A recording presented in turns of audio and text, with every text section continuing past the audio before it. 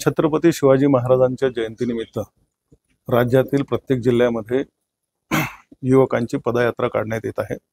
ठाणे जिल्ह्यातील पदयात्रा ठाणे महानगरपालिकेमध्ये करण्याचं नियोजन झालेलं आहे। उद्या सकाळी 7:30 ते 9:30 या दरम्यान ठाणे महानगरपालिकेमध्ये युवकांची पदयात्रा आपण काढणार आहोत।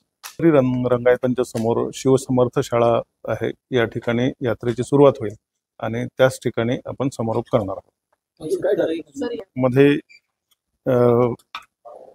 या पदयात्रेचा समारोप 9:30 वाजता होणार आहे। 9:30 वाजता माननीय पंतप्रधान या पदयात्रेसंदर्भात संबोधन करणार आहेत आणि तेव्हा तो यात्रेचा समारोप होईल। ह्या कार्यक्रमामध्ये युवकांचा सत्कार करण्याचं ठरलेलं आहे। साधारण 8 युवक असतील, त्यांचा सत्कार करण्यात येईल। त्याचप्रमाणे पद्म पुरस्कार प्राप्त शहरातील व्यक्ती जर असतील तर त्यांचा सुद्धा सत्कार करण्यात येणार आहे।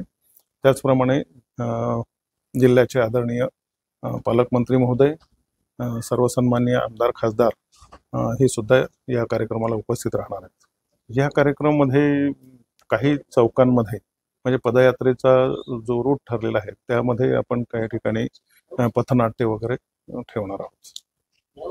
पदयात्रेमध्ये NCC, NSS